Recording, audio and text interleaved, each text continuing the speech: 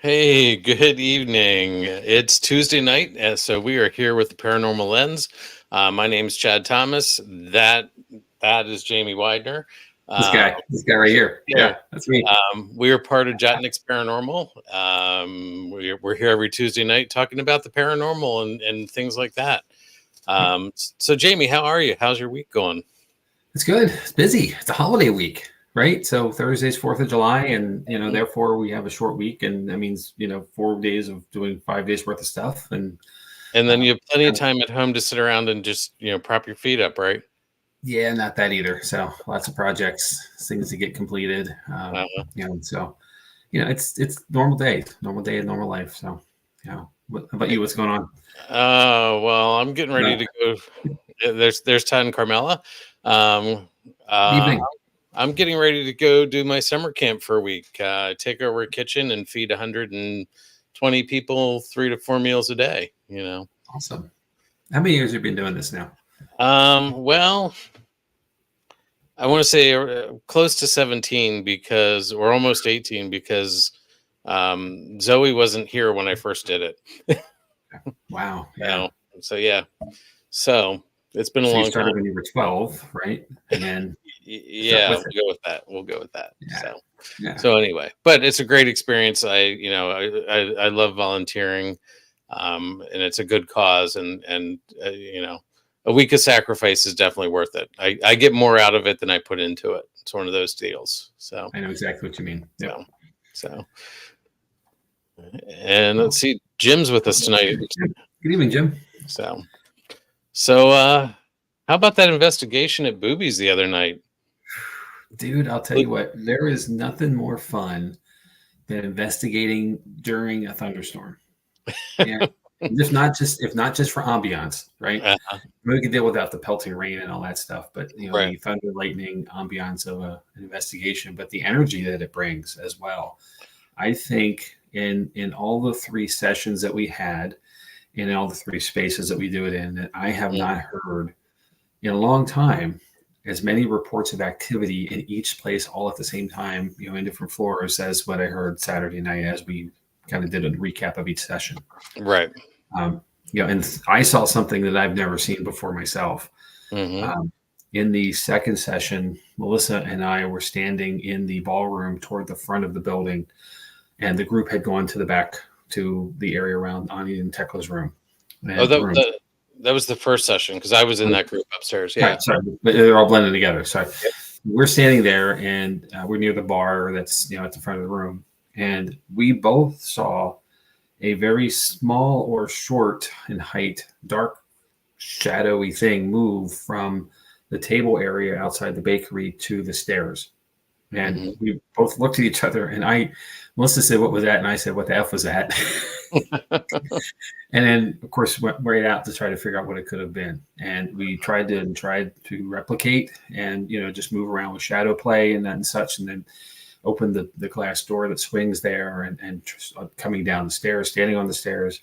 Where we saw it coming from was a very unique location, being it was toward the area at the back of the room where you guys were. We couldn't replicate it. So we both went, wow. And of course, as we're standing there talking about other things, we didn't have cameras up or anything ready to capture it. And it didn't come back in the time that we stayed there to wait for it and watch for it. So, and I said something interesting to Melissa, at least I thought it was interesting because, I said it, but as much as we were there in that moment and saw that thing happen, whatever it was, and I'm saying thing because we can't describe it. How many times does stuff like that happen when we're not looking? Yep. And that kind of, I stumbled on that for a while, just try to comprehend it. Like the idea that, stuff happens all the time, right? We believe at least. And, those who set up cameras and like security cams and stuff have all that long range opportunity to capture things. We're there for windows of time. And, like we always say, stuff doesn't happen on demand. So, but in this case, something did happen, and we just didn't get a chance to document it. Yep. Well, and that was the second shadow because Jerry and Missy saw a shadow earlier when they came in, and that's right. Right. And there was a guest was hanging out in the bar area before the investigation. Remember, we were missing a lot of people, right? So I found them in the Eloise bar, and one of them claimed to have seen a cat in the bar, and Yep. there was a cat in the bar or in the building for that matter. We had Yep. to be they were inside, outside, dumpsters in the back of the building. Who knows? Feral Right. cats, whatever. But she was like, no, that was in the bar, and it just walked over there and went away. So interesting. Well, yep. And my group several people saw shadows. We were using a laser grid. They saw shadows, tripwire, like everything was going off. It was just, and it was high. It wasn't just little blips. It was high responses, and it was great. Cool. So it's a good experience for those investigations. That was a fun night all around, I think. So okay, let it rain more often. Mm-hmm. So, well, as Todd just brought up, we're here to talk about Eastern State Penitentiary. So, yes. So maybe we should move on to that. That's a good cue. Thanks, Todd. So, in the Fairmont district of Philadelphia, you will find a very large Gothic-looking structure that takes up an entire city block. The building falls well within the 135 square miles that make up the city of Philadelphia. So, Chad, I'm sorry to interrupt you. It might just be me, but I'm having a little trouble with your audio. Okay, is that any better? Louder, yes. It's a bit robotic, but much better. Okay. So we'll see how it goes. Okay.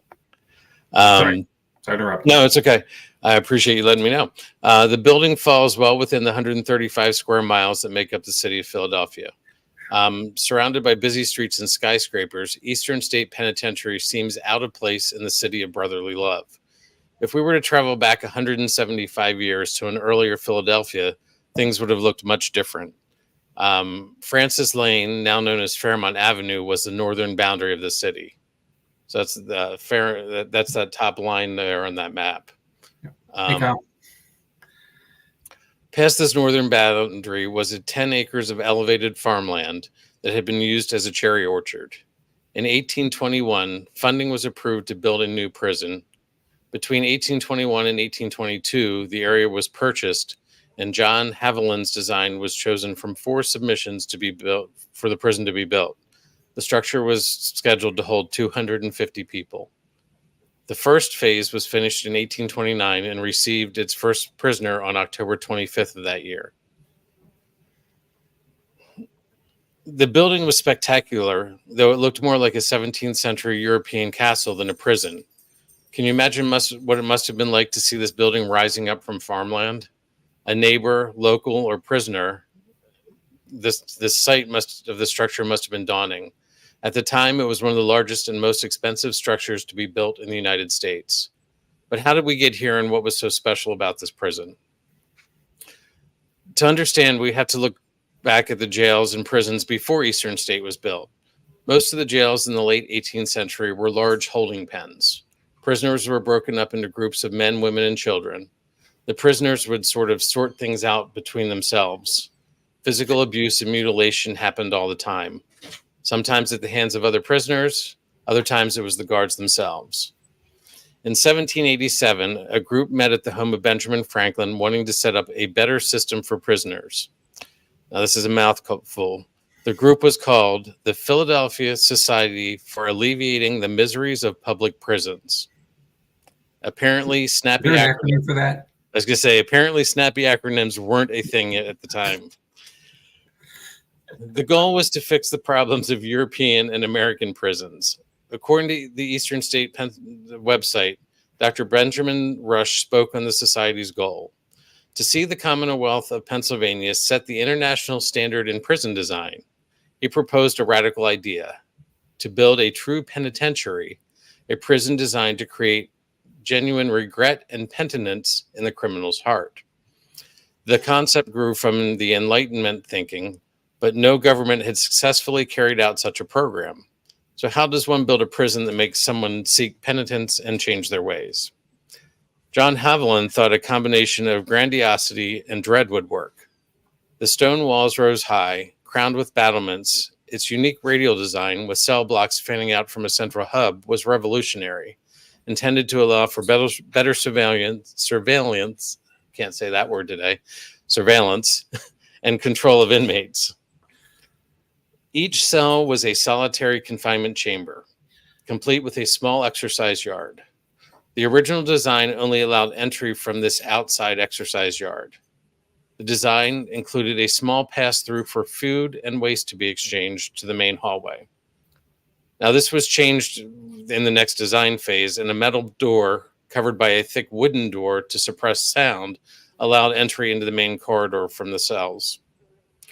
Prisoners were kept in total isolation, unable to see or communicate with one another. Exercise times were staggered so no adjoining cell would be outside at the same time. The idea was to force introspection and repentance, but the reality was far darker. The silence that enveloped Eastern State soon became its most haunting feature. So I can't imagine, like, you imagine a 2-year prison sentence and not seeing or speaking to anybody. Yeah.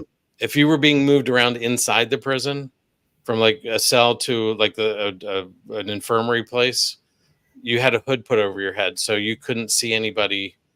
And you also didn't know where you were in the prison either, but it's just, I can't imagine that. So, well, but it goes to the penance part of it, mm-hmm.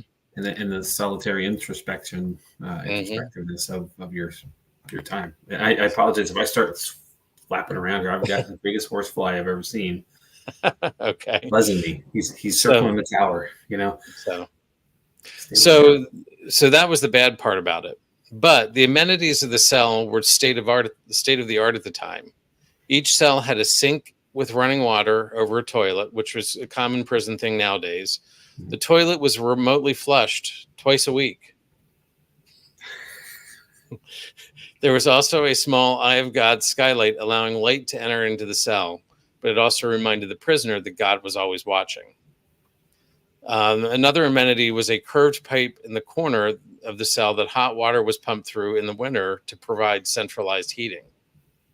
Now, something interesting to keep in mind is Andrew Jackson moved into the White House in 1929, the same year that this prison opened.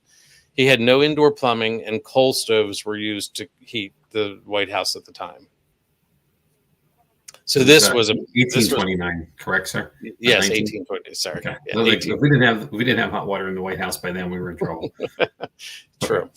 So, the first prisoner to be confined to Cherry Hill State Penitentiary on October 25th of 1829 it was known as Cherry Hill State Penitentiary at first. It became known as Eastern State Penitentiary since it served the Eastern District of Pennsylvania. So that's where we get that name.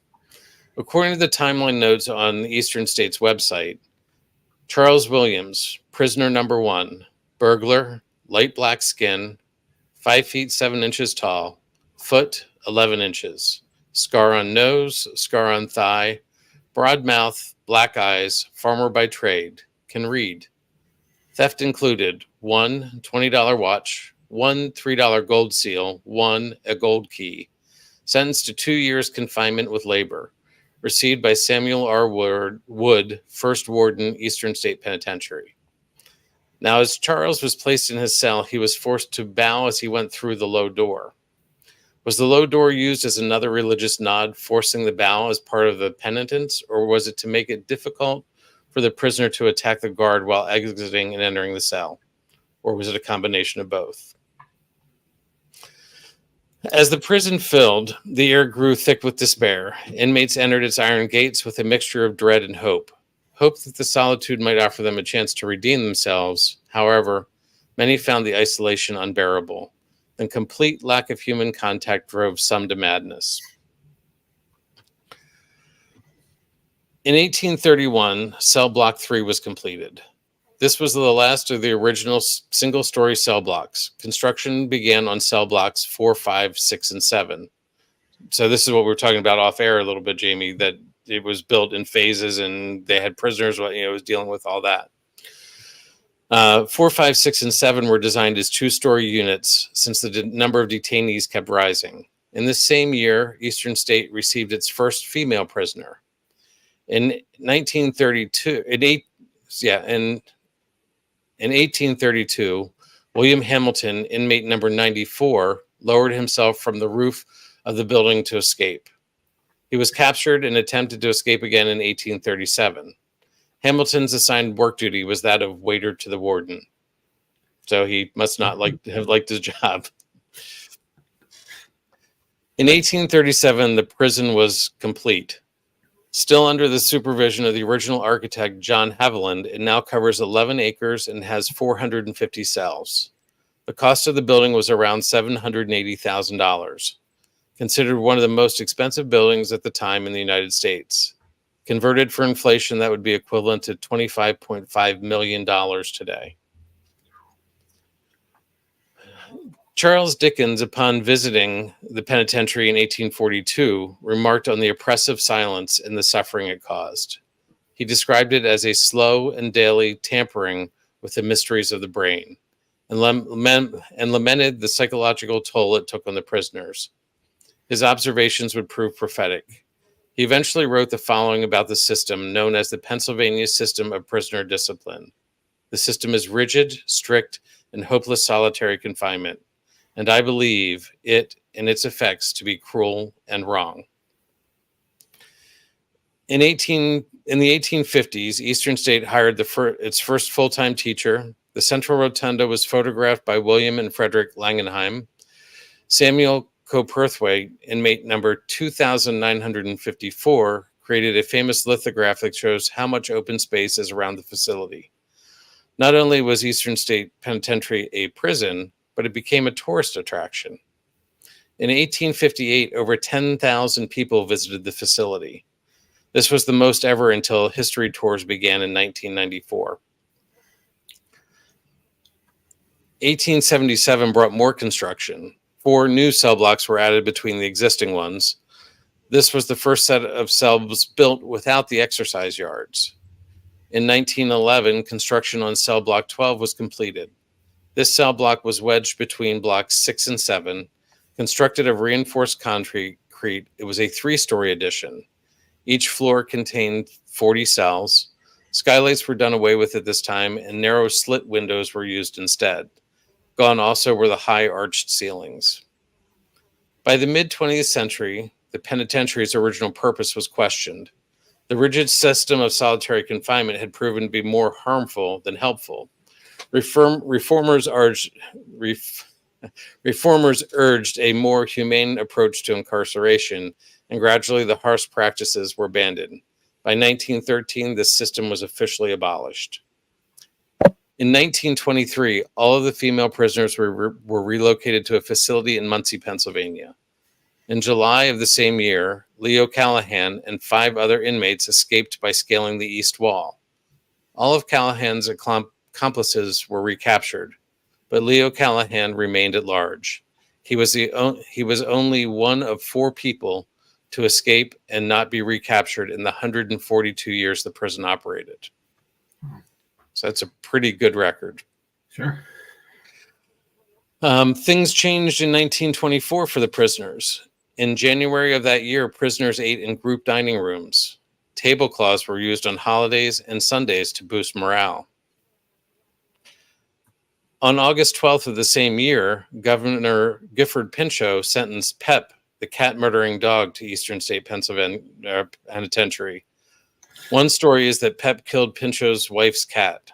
Another newspaper article stated that the governor donated his dog to also increase morale. 2 years later, cell block 14 was started. Most of the space between cell blocks was gone, and that was what was originally designed to hold 250 people, now holds 1,700. Wow. In 1929, one of the most notorious inmates was held at Eastern State Penitentiary. Al Capone, the infamous gangster, resided in one of the cells. Now, unlike other prisoners, Capone's cell was furnished with fine rugs, a radio, and paintings, a stark contrast to the barren cells of the rest. Despite these luxuries, the walls of his cell could not keep out the ghost of his past, and Capone often claimed to hear the haunting cries of those he had wronged. Capone was not alone in his torment. Willie Sutton, a famous bank robber, was another notable inmate. Known for his numerous escape attempts, Sutton spent much of his time plotting ways to break free from the oppressive confines of the prison. Despite his cunning, he was eventually recaptured each time. adding to the lore of Eastern State's inescapable walls. One notable attempt in 1945 had Sutton working with Clarence Kleindienst, or Kleiny, and 11 other men.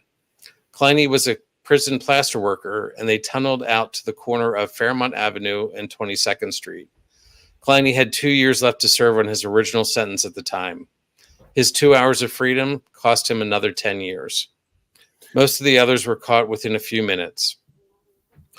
It was also in 1945 that the Pennsylvania legislature suggested closing Eastern State. In my research, I found a whole section on this escape attempt and the tunnel, like details of the tunnel. It's really interesting. I would suggest if you have time, look into it. It was the whole story of them taking dirt out in their pockets and dumping in the prison yard, just like the movie The Great Escape. It's pretty cool. So in 1961, the cell blocks were desegregated. Also in 1961, Eastern State saw its largest riot. John Klausenberg tricked a guard into opening the cell of Manuel Madrigal. The two overpowered the guards, ensuing the riot. It took a large force of guards, local police, and state troopers several hours to reclaim the prison. This furthered the discussion of closing the facility down. In 1965, Eastern State was designated a National Historic Landmark. In January of 1970, most of the prisoners were sent to a facility at Greater Ford, Pennsylvania. Most of the mechanical systems were in disrepair, but the walls and the paint were in pristine condition. Yeah. In 1971, Eastern State closed its... sorry, I jumped there. After a riot at the Holmesburg County Prison in Philadelphia, prisoners were held at Eastern State Penitentiary while repairs were being made. An interesting note here, Holmesburg Prison was modeled after Eastern State Penitentiary. The same spoke design, the fortress, everything like that. It had its own issues, and that may be another episode that I want to dig into. I almost had an opportunity to investigate there, but I can go into that more if I do an episode on that prison. In 1971, Eastern State closed its doors for good. The once feared fortress fell into disrepair. Its halls echoed with the memories of the past. The building became a target for vandals, and nature came to reclaim its territory. Ivy crept up the walls, and animals made their homes within the crumbling cells. Believe it or not, what I just shared was the nice side of Eastern State. Most of this information was found on Eastern State's website. What wasn't found there, but on other sources, were stories of suicide, murder, and torture. I discussed how solitude was used as a punishment, and that meant no talking. If a prisoner couldn't abide by that rule, there was a punishment in place called the iron gag. In 1833, Matthias Macumsey was caught trying to talk to a neighbor. Matthias was shackled with his hands behind his back. The cast iron gag was placed over his tongue and secured to the shackles. The guards left him alone for an hour. When they came back, he was dead. Apparently, the gag had sliced his tongue so bad he bled to death. Mental illness was thought to be a problem at Eastern State. I wonder why. Yeah. Early doctors believed mental illness spread through the body via blood circulation. They thought that they could cure insanity by simply making sure blood didn't pump through the body. The best way to do this? Restricting all movement. A device called the MAD chair was created so inmates could be strapped in so tightly it was literally impossible to move a muscle. They would be forced to sit in the chair for days without food. Restricting the blood flow inevitably caused damage to the body, and inmates often needed limbs amputated after spending time in the MAD chair.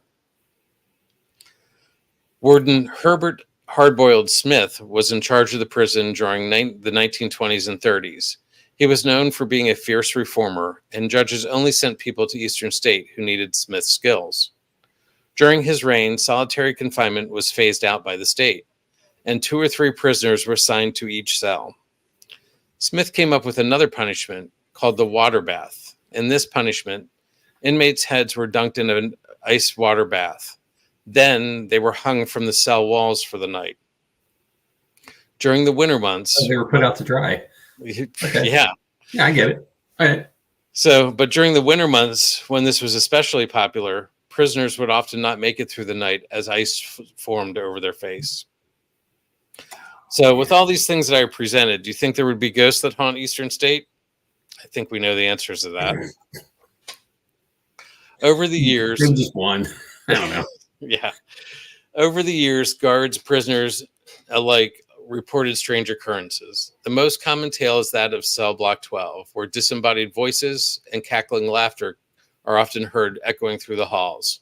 Doors will slam shut on their own, and shadowy figures were seen flitting past the bars. One guard, Thomas Burke, recounted a chilling experience from a cold winter night in 1946. As he made his rounds, he heard the sounds of footsteps behind him. Turning, he saw nothing. The footsteps continued, growing louder and more insistent. Panicked, Burke quickened his pace, but the phantom steps followed. It was only when he reached the central rotunda that they ceased, leaving him breathless and terrified. Prisoners were not spared either. Many claimed to have seen spectral faces peering at them from the darkness of their cells. Some even spoke of malevolent forces that seemed to delight in their torment, whispering sinister words in their ears at night as they tried to sleep. The story of Joseph Taylor, an inmate in the 1930s, became one of the most infamous tales of hauntings. Taylor, who was convicted of murder, claimed to be visited by the spirit of his victim.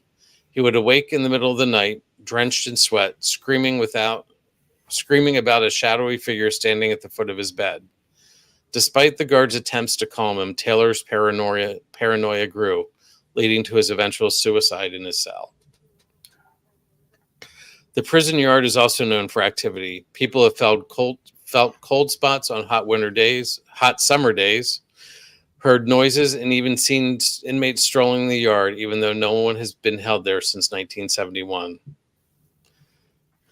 The prison has been investigated by several notable teams. Ghost hunters investigated the prison in an episode that aired in 2004. There is some footage from the cell block number 12 that shows a moving, shadowy shape that corresponds to the stories of a ghost prisoner in that corridor. It looks like something is at first crawling towards the camera before standing up, and then it turns away and runs down the hallway. I think you had mentioned that bit to me, Jamie. Yeah, that one always stood out to me as far as rememberable evidence. It's crazy. I mean, you can't explain it. It doesn't make sense what you're seeing. Nope, not at all. Eastern State raises money every year by doing an annual Halloween event. Actors dressed as inmates and guards recreate the eerie atmosphere of the prison's past. Amid the staged scares, some visitors have reported genuine paranormal experiences. One guest named Sandra recounted feeling a cold hand grip her shoulder, only to turn and find no one there. Another, Mark, described seeing a figure in an old-fashioned prison garb vanish into thin air. The hauntings of Eastern State Penitentiary are more than mere ghost stories. They are the echoes of lives interrupted. The penitentiary's legacy is one of both historical significance and spectral mystery, a place where the past and present intertwine in a dance of shadows and light. Today, Eastern State stands as a testament to the evolution of the American penal system and a reminder of the human capacity for both cruelty and redemption. Its stone walls bear witness to the suffering and repentance of thousands who have passed through its gates. Today, visitors walk through the narrow corridors, peering into tiny cells where men once lived in solitary silence. Some of them come seeking history, other thrills, and still others brush with the supernatural. As they move through the dimly lit passageways, many feel an inexplicable chill, as if the spirits of the past are still present, watching and waiting. Unfortunately, that is the closest you're going to get to an investigation at the Eastern State Penitentiary. Yeah. With the exception of the Halloween event, the board of directors at Eastern State has decided to distance themselves from the paranormal. In June of 2017, the board adopted the following mission statement. Eastern State Penitentiary Historic Site interprets the legacy of American criminal justice reform from the nation's founding through the present day, within the long abandoned cell blocks of the nation's most historic prison. Being a paranormal investigator, at first this seems very frustrating. It is reportedly one of the most haunted prisons, and it is so close to our home, but just still out of reach. Yep. I thought about going on a tour and sneaking in a voice recorder to see what I captured, but I realized that is being as disrespectful to them as some of the things that bother me about other investigators. Right. Yeah, Eastern State's Penitentiary, Eastern State Penitentiary's innovative preservation, interpretation, and public programs will move visitors to engage in dialogue and deepen the national conversation about criminal justice. That is the vision the board has set forth for now. Do I think they both can be done successfully? Yes, but that isn't my choice. But I think as long as we're working to preserve Eastern State, they're doing a good thing. Losing places like this to neglect happens way too often. Though it isn't possible to go there with equipment and have an investigation, that doesn't mean it isn't possible to have a paranormal encounter there. I'm planning on visiting in the near future with my camera to take pictures. Who knows what I might catch? In the future, there may be an opportunity to promote the board's mission and vision while at the same time investigating the paranormal. I think it's all about respect. And the more paranormal investigators can show that we want to be respectful, the more places like this will be willing to open up their minds to the opportunities. So, if you're interested in Eastern State, it's open most days for tours. It's closed the major holidays, Thanksgiving, Christmas Eve, Christmas, and New Year's. They have many tour options, and they also have their Halloween programming. So that's my story. There's a lot to talk about in there. Yeah. But what do you think, Jamie? Well, I mean, if you're going to ask me if it's paranormal, and I'm going to like, hell yeah. I've heard many. I've done some research on the site as well, and all your reporting is true and accurate to everything I know, as well. I mean, stories, the encounters. There's been before the official closure of the site to the public, for lack of a better way of saying it. There were a lot of programs that were able to get in and document a lot of stuff. Ghost Hunters was one, but there were many others. So that part of it goes to the respect part that you speak to. But what I think they're afraid of, and it's the same problem that I think we deal with at the brewery and any other place that has a public event option, is you don't know what you're going to get when you release the general public to the place. You don't know what the person may have brought with them, as far as I'll call it paranormal baggage. Stuff. You don't know what condition those folks are in, as far as sobriety, of all kinds of things. So there are a lot of things can happen. Liability is huge. This is an old facility. Things don't work well in it. There are things that are challenges to get around in, and places you can't go. People always want to go to them anyway. So who breaks the rules? A lot of stuff, a lot of management problems. So I get it. You just want to be the one group that gets there, though. Still, So, well, up until the early 2000s, I think their tours were required to wear hard hats. That's how bad the place was. So yeah, I can say this, and I don't know. I think actually this picture you've put there right now is kind of what I experienced. So the first time that I remember going past the facility was like on the street, I guess where the main gate is, whatever that is. And I didn't realize where I was until I realized what it was on my left side wasn't changing. Like, it's how big it is. Right. Like there's a wall, and there's still a wall, and I'm driving, so I'm not really looking everywhere. And it's Philly, so you kind of have your head on a swivel. But I realized that I'm not the wall isn't stopping. Right. I know I've passed the block already. And then that's when I looked over and realized there it is. Like, oh shit, there it is. You had that moment. So it is a massive facility too, which I think is kind of taken for granted sometimes, because you can't see all of it at once in any entirety, unless you're from an elevated position like this drawing is, or a drone would be or something. But you just don't get the scale until you're there. Right. It's amazing.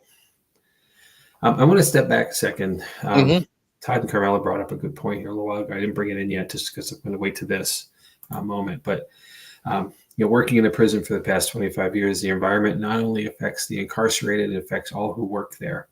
I've talked with officers who have shared similar stories of activity. it's everybody. It's the Mhm. kitchen staff, it is the officers and the guard staff, it's the management and all the office personnel, it's the facilities guys and girls, whomever, anybody who's Right. in the location at at that time can be affected by an opportunity that might present itself. And the stories from this is like generational stories now. 150 Right. years. So, that's a long, long time for a facility to be operational. And I appreciate that, Todd Carmel. I really do, because that's the thing that's taken for granted. And we've talked a lot about locations where I want to go back to Rockford Plantation. Mhm. The stories that were presented there were largely from the staff, um, Right. because they were making the effort to document them through the years, because otherwise it's just lost. It's anecdotal without documentation. Even though with documentation, I guess it's anecdotal, but the idea is if we don't document it, it's just a thing. Right. And it's amazing when you start looking at a compilation of things, and the longevity, the list gets longer and longer, the stories get longer and longer, but there's patterns in them. Mhm. And that's really what's cool about that, when you can do that, because you have then firsthand experiences that are over and over again. So you start to see where the patterns are, where the locations of the opportunities are, and things like that. It Right. streamlines, it's a big place to wander around like all night in, right? Like Mhm. anything else, any of the other larger, like the Waverly or Trans-Allegheny, even West Virginia Penitentiary, where we were a little while ago. Mhm. It's a big place to wander around, just without a plan. So Yeah. it helps to have some kind of documentation to understand the areas of influence to pursue things at. Although that doesn't mean something's gonna happen just while you're walking toward the bathroom either. So Right. you just never know. Or while you're underneath it. As it was What? for us. Yeah, that's a great point too, Jim.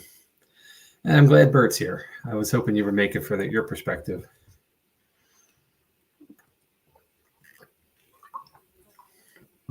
Yeah.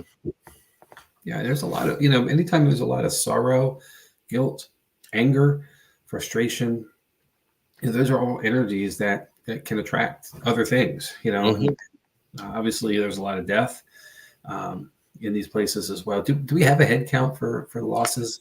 I do not. Now, um, Eastern State was not a facility that put people to death, so I did find that out. But there were at least 3 or 4 guards that were killed, and plenty of inmates who just died naturally. A lot of other things, that happens in prisons. So, Yeah, that's the thing we don't think about. When you get a life sentence, that means you're going to die there, right, without some right, effect happening right, with a change of your sentence. But the right, reality is that you are going to pass in the facility, and that's what's right, expected to be your sentence. You're right. done. The, That's where you're the at. the facility did have a death row, but it wasn't that they were put to death there. So, Right. Okay. They're um, waiting to be transferred elsewhere for. mhm, Okay. yeah. I had no idea before researching the whole solitary confinement that was Everybody how was in. every prisoner was treated, and it was so interesting that it just blew my mind that was considered a way of making people better, Yeah. and it actually made them worse. And they were wondering why mental illness was an issue. Well, they were forcing it, and they had no clue. Um, but Well, just it's kind of the sign of the times, though. That was, and how belief systems have changed and processes have changed through the years. But you're talking, if you go back to the 1820s, up to the 1920s, a lot of things were different. yeah. Our understanding and our belief of what is cruel and unusual drastically changed. Hmm. Um, and then as you move up to the 70s, to the end, it's again another leap of time, but it's another significant change. Um, things were still, by that point, though, the facility was in such bad disrepair that everything was cruel and unusual, because nothing Right. worked, and it was just outdated and beyond its lifespan, life Hmm. expectancy. Yeah. Heather, I'm sure that you would definitely feel something. I think most people who aren't sensitive who walk in there feel things. So I can't imagine what you would feel or I would feel or that seems like it'd be overwhelming. Yeah, and I had, and Heather, you'll appreciate this because you were there. You have video proof. But when we were at West Virginia, we had the opportunity to be locked in a cell momentarily, at least. But I stood inside a cell and watched that door slide shut, and it for me, it felt uniquely different. It felt worse than being in there just for a few moments till the guy who was giving us the tour let us back out. Mm-hmm. I did not like that feeling at all. And I'm not saying I'm scared straight because, maybe you never know, but dangerous, Chad Thomas, I'm telling you. But, it's one of those things where you don't get that until you get there. And, Right. And how many cells are stacked and how many are in the row and, just the amount of bodies and mass that would be there all at that same time. And this is open cells. So, you're not quiet. I imagine the din of noise just overall would be overwhelming. Mm-hmm. Especially to anybody who would have any kind of sensory challenge. Right. It would be maddening, literally. Right. So the mental health challenges would escalate. Well, just touching on that quickly, Jamie, it was so quiet. It was like church-like. It was the hallways were built to look like and feel like a cathedral. It was that scaring. I mean, you're talking about Quakers who basically built this prison, not that they believed in incarceration or any of that, but you had to deal with it somehow. Yep. And so they figured, well, God would deal with it. Yeah, but so they're right. Yep. So to answer Todd and Carmela's question here, I didn't come across anything. I'm not saying there wasn't, but they didn't have a lot of room to bury people, to be honest with you, once they started just building between wings and all that. So it was a lot of people on a small 11 acres. Like, I can't imagine. I mean, 1,700 people. Think about where that location is now. In the original slides, we were talking about showing where it was in proximity to old Philadelphia of the day, Mm-hmm. when it was originally conceived and constructed. Now it's in the heart of the city. Like, everything's around it. Mm-hmm. And without it being on the National Historical Registry, it's prime real estate. And that really is one of the only things that's keeping it from being demolished and removed essentially, and then rebuild on with whatever modern thing we need or want. That would take this completely off the map and gone. And thank goodness for that historic registry, because there's so much that would be gone.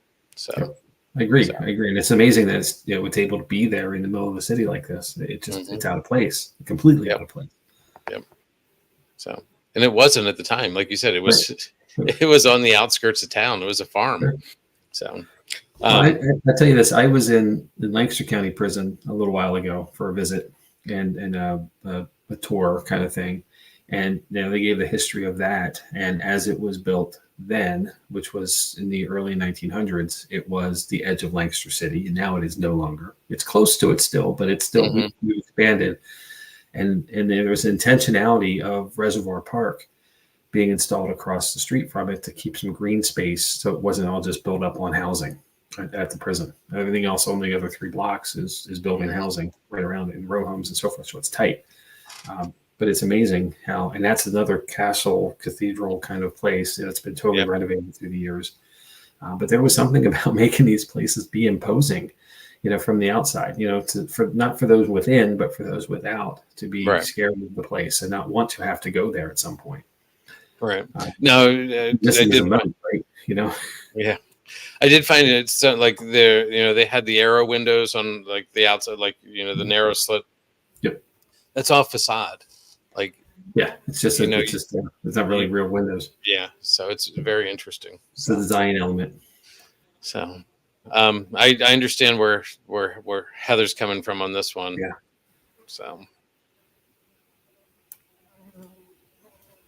So yeah, I don't think there's any question about it being paranormal. There's just so much energy there, and yeah. So. Oh, good topic, Chad. Thank you.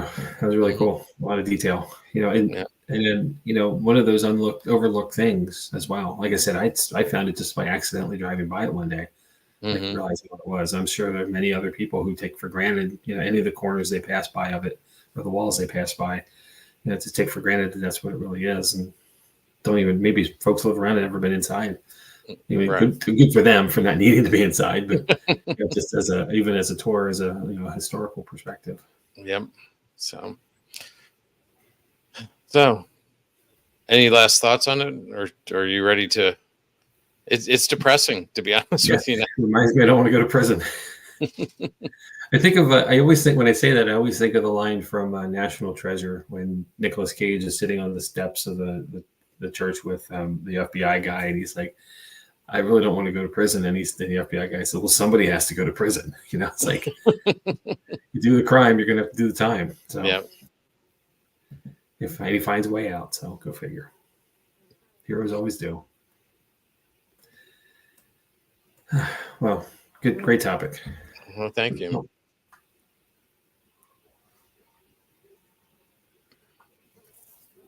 Oh, cool. Yeah, apparently the walking audio tour is really well done. I believe it was done by a former guard. Like the audio was recorded by a former guard, if I remember correctly. Yes. And it is, if you go on their website, you can actually listen to the audio tour and download a transcript of it if you want to do that. Cool. Okay. And just hear what's going on. So I'm all for this, Bert. Yeah. We always say that. Why is it the end of every episode we're like road trip? Right? Yeah, but this one is almost feasible. Well, this is very feasible. Yeah. And here it is. This is a tie. We do the tour in the afternoon, and then we swing into Mifflin for the evening for an investigation. Done. Right? Yep. Or swing over to Whitehill. Or, Yep. I mean, there's so much just right around the Metro Philly area. We can always pack it in. Yep. Or on the way home the next day, Yep. kind of thing, whatever. So. And we could meet Todd and Carmelo there. It would be perfect, Yep.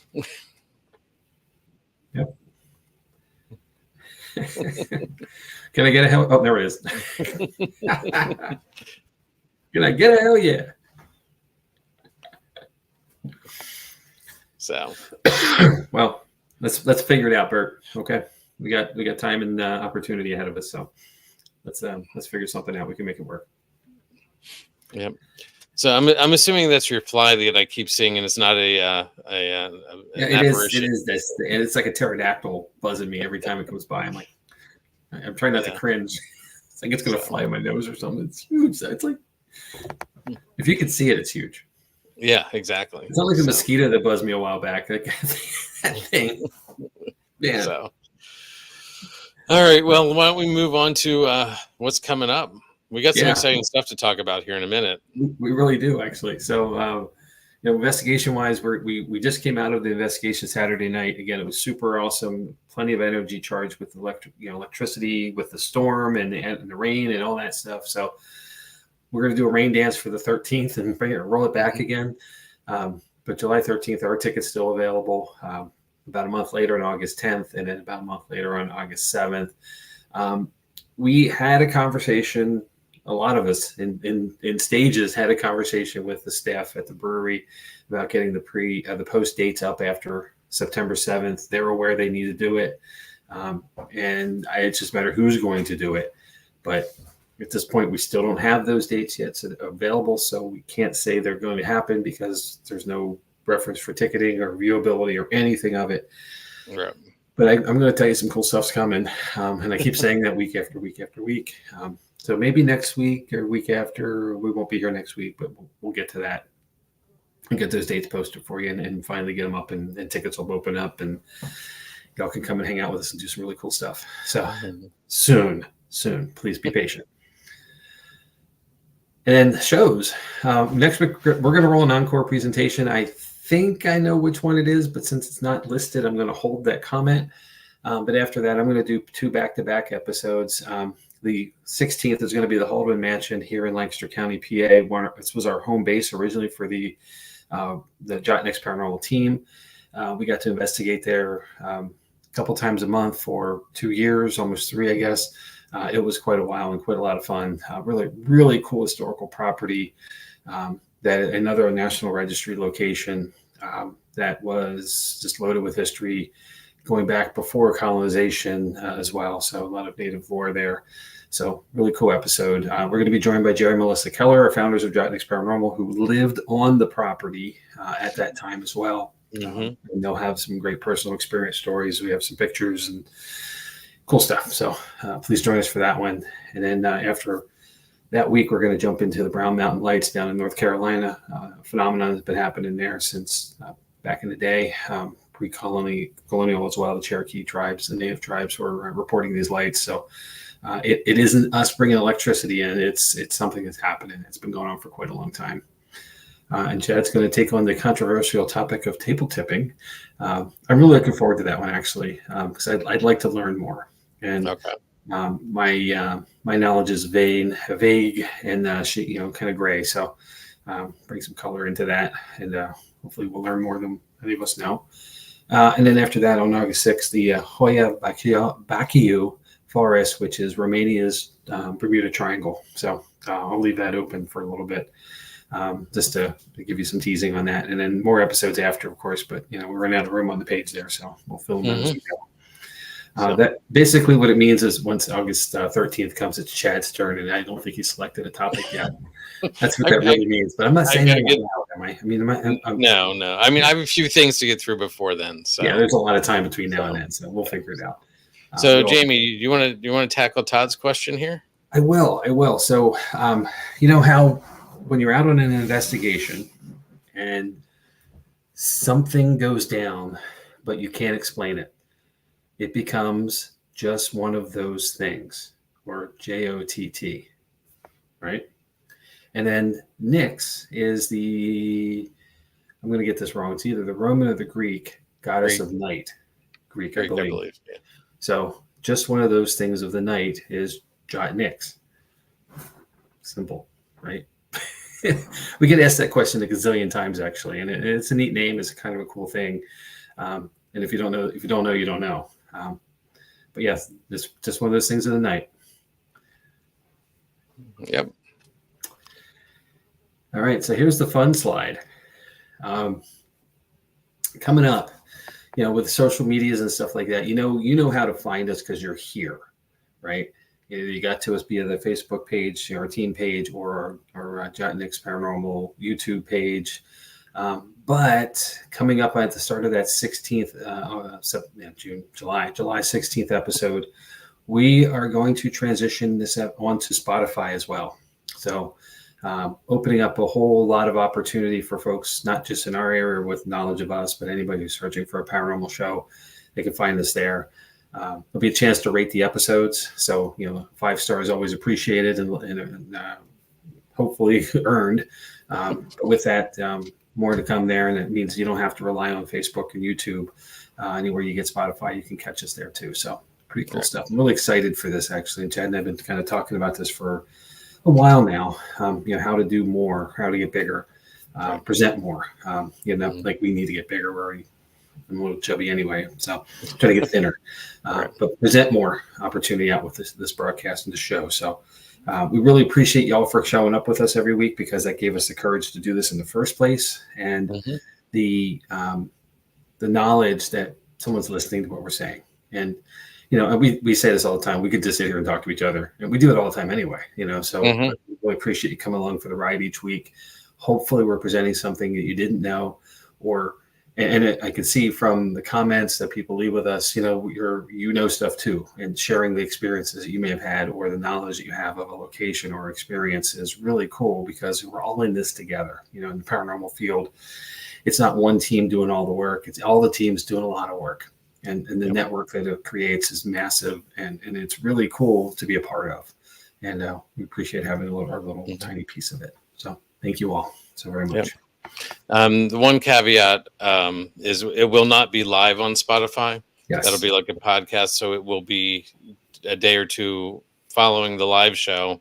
So as Jamie said, sort of like streaming, you can watch us live, or you can catch the on demand a couple days later. So yeah, it's like watch it now or tomorrow on Hulu, kind of thing. It might be 2 days later by the time it gets uploaded, but maybe by Thursday. So if we do the 16th, by the 18th, I'm sure we'll have it up and running. So And fingers are crossed this is going to work. Yeah. Although, Chad, I think I can say this now after a year and something of it. I remember that first episode, like, is this going to work? So the fingers were crossed. And uploaded, yay!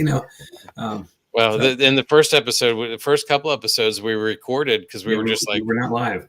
Yeah. So we weren't scripted either, though. Right. It's just we recorded it to make sure it would work, the tech we had and the StreamYard service we're using and all that stuff. We want to make sure it all looked good and it sounded right before we presented ourselves looking like buffoons, like more than usual anyway. Right. And Dave Deramiti back then, still a great member of Jott-Nyx Paranormal, stepped away from this to pursue his other interests. He and I and Chad all sat around for months, meeting on this and planning this. And, it's like anything else. When you finally go hot with something, like everything could have went wrong. And we were lucky. And intention, it all went right. So, and it's really Chad. He makes it magic. That's why we can't have an episode next week. He's not going to be here. Jamie, I just pull the tech in. You do your research is amazing, and dude, you can make us look good though. That's the point. We see each other now because of you. So, so anyway, and I just let me ramble through that, guys. I'm sorry if it went off path. The point is, we appreciate y'all, and we hope we can give you more ways to see and experience the paranormal lens with us. So, and comments like this, we really appreciate it, Todd. Thank you. Everybody. So thank you. We're just, we're in this for the long haul, I think, Jamie. Yeah, we're here. We're committed. And that's one of the things, and you didn't see this conversation, Chad. I reached out to Melissa, in advance of our interest in going to commitment to go to Spotify. And I said, I'm looking for more, I'm asking for permission versus forgiveness. I want you to know we want to do this. What do you think? And I said, the upside is that, we'll have a wider audience pattern, we can spread it wider. And I said, and the downside is we got to keep doing this every week. And I said, no, I'm just kidding. That's not a downside at all. It's fun. Right. But, it is work. There is challenges. We got to fit this into life and work and family and everybody else. And, it's not always awesome to do sometimes because of other commitments, but we find a way to make it work. And I appreciate that about you, Chad. Thank you. Every week coming up with a great topic and presentation. And here we are. We're going to go more. Yeah. So we forgot to mention another thing at the top of the show about this past weekend. Alex, my son, was brought on the team as to be mentored and learn more about the team and how we do things. And he I think you said it before, but he is a really good investigator, and he has a sound. He's got great instincts, and he's a good person. He's willing to learn. He's attentive. You can tell he's listening and watching, and that's how you learn. You're in the moment. You're digging into it. So, I'm really excited to have him on the team as well. Congratulations! You're a proud dad on this one. I know. Yep. Let's. How many other kids can we get on the team now? We got a few more choices, so let's keep going. I think one of them is still afraid of the dark. I'm not sure, but you know which one I mean. So. Congratulations. I forgot all about it. Thanks. Yep. So, I think anything else? Oh. I don't know, but I feel like it's now a foursome. So,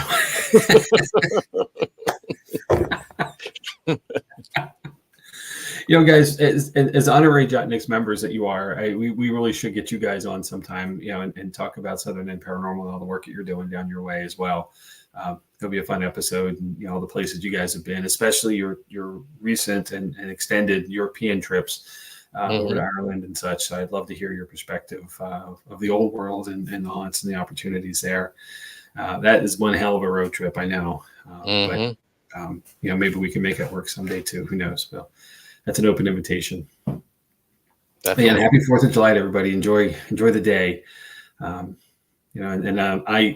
personally going to think of Fort Mifflin on the 4th, and how it helped us save the effort and continue in the war and eventually lead us on to victory. So, where's my flag? Here it is. So, all right. Well, on that note, Jamie, have a great week. I've had too much caffeine. I'm so sorry, guys. I need more caffeine, but it's almost bedtime, so I think I'm good. But I know, I'm thinking that same thing. How am I going to get to sleep tonight? No, well.